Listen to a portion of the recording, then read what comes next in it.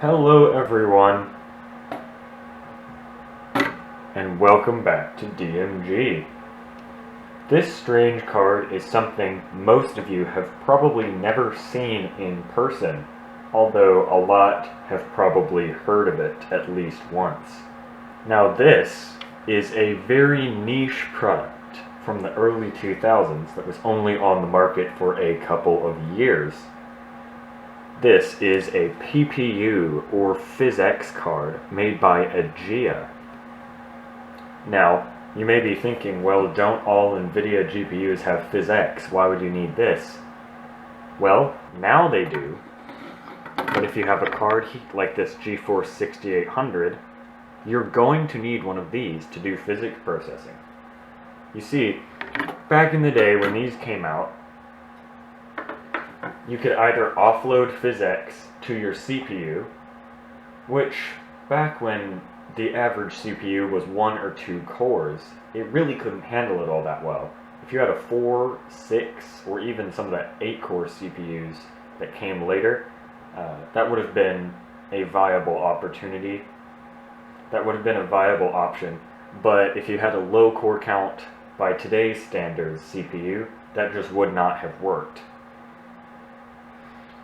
Your alternative was to buy one of these cards. They were not super expensive. I think all of them were under $200.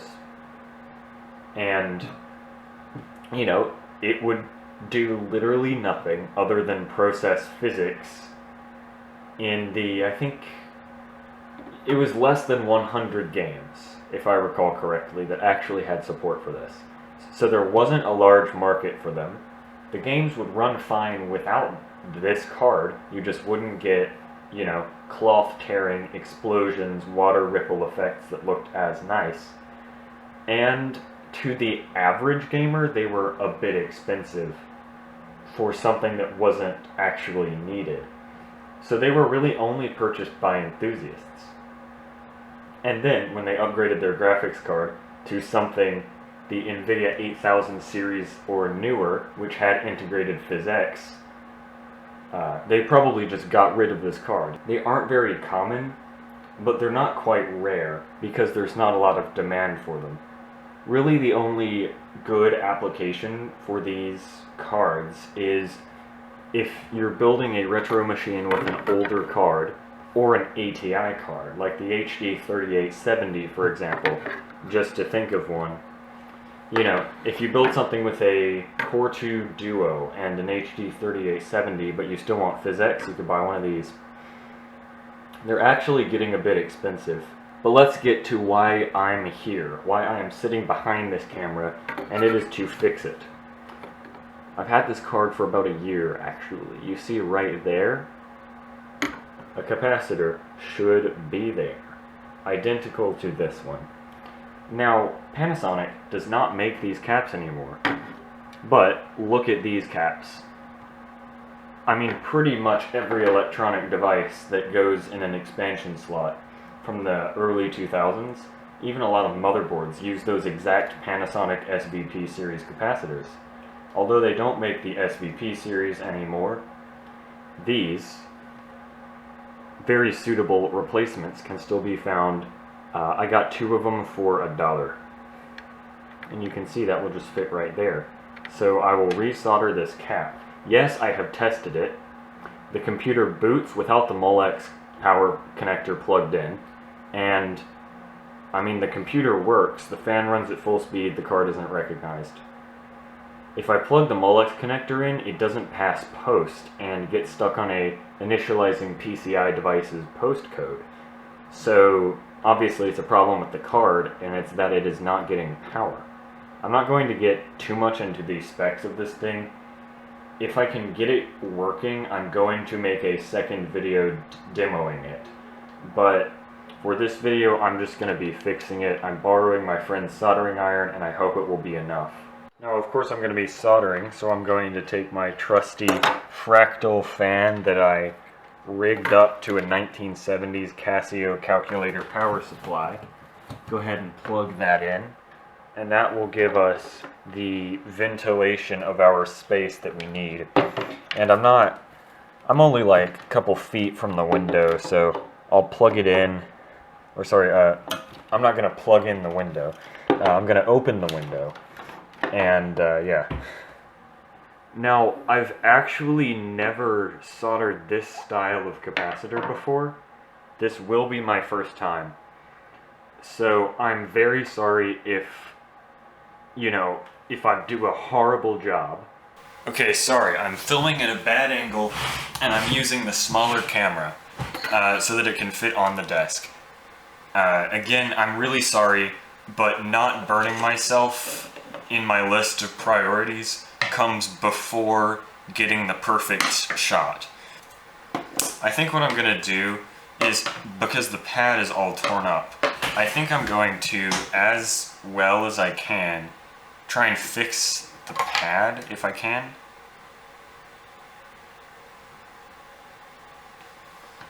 Just see if there's any piece of metal still there that I can solder to.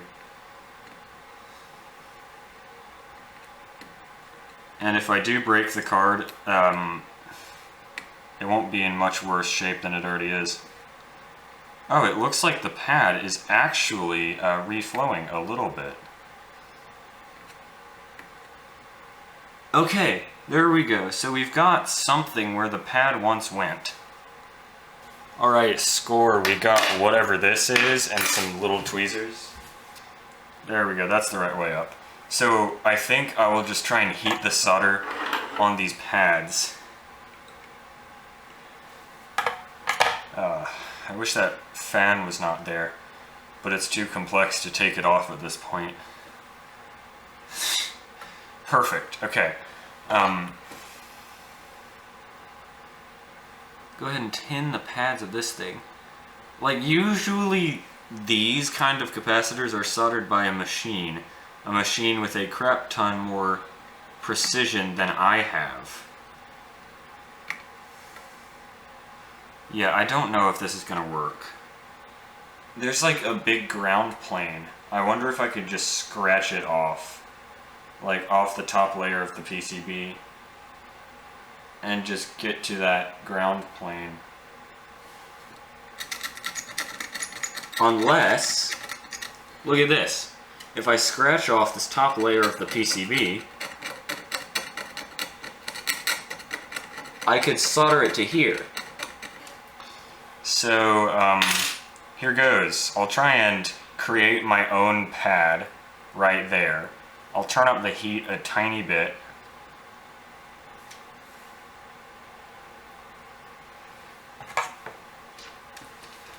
Also, I find it funny that this card needs a Molex power connector to run, but a literal GPU, the GeForce 6800, does not. Okay, looks like our improvised pad is somewhat flowing. It's the least satisfying flow I have ever seen. You may even call it dissatisfying, but it's better than what we were getting with the last one.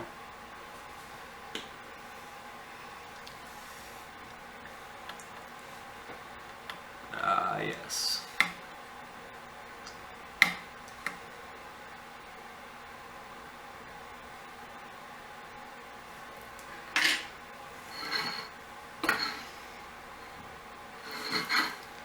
Okay, the pad is too high. Almost as high as me for creating this. But it actually soldered to it. So I'm on the right track. This is the kind of thing, like this is having the vibes of one of those cursed projects I do and just send a picture with no context to my IT teacher. And he replies with like either "Oh Lord" or that like big eyes surprised emoji. Both of those things happen quite a lot. Okay, looks like my unconventional fix may actually be somewhat working. Like, I may go back and do it better if the card does work at all. Like, this is just to determine if something else on the card is the issue. Because these capacitors are in series, So technically, unless both are present, no electricity can pass. So, I mean, last resort is I literally just take a paper clip and solder it, god damn it, and solder it across those pads. Because, I mean, it's not really a super high value cap.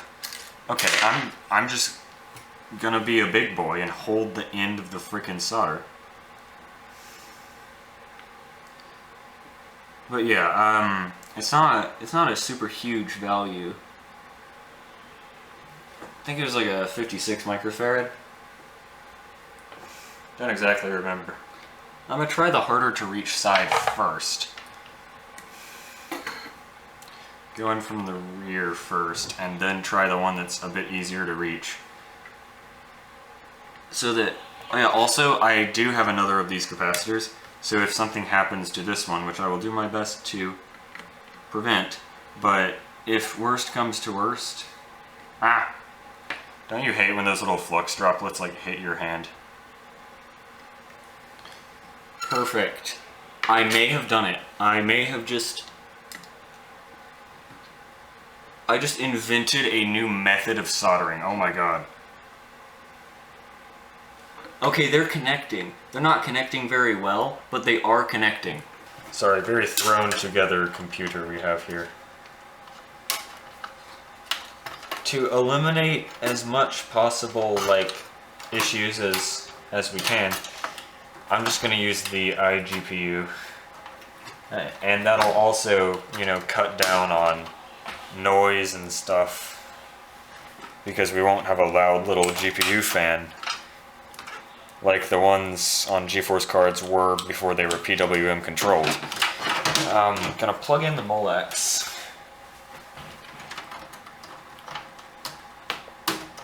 Oh crap. I don't want to put any force on any component of this card, because we saw what happened last time.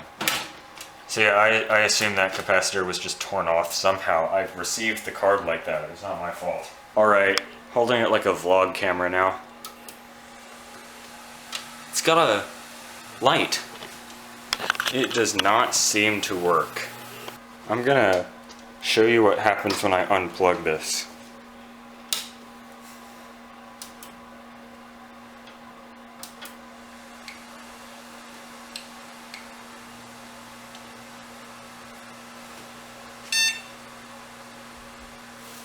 So it posts when I unplug it, and down there you can, well, maybe not see.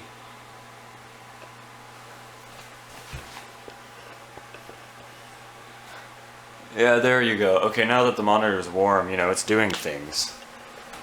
But crap. No, stop booting. Alright, so I used a multimeter to test, and it's getting voltage across there. Yeah, so there's something else wrong with this card. It's not just that fishy capacitor. Obviously it's got issues somewhere else, and it's just such a complex card. If anyone has any suggestions, please leave them in the comments. But that's it for this video for now. Thanks everyone for watching, and so see you next time.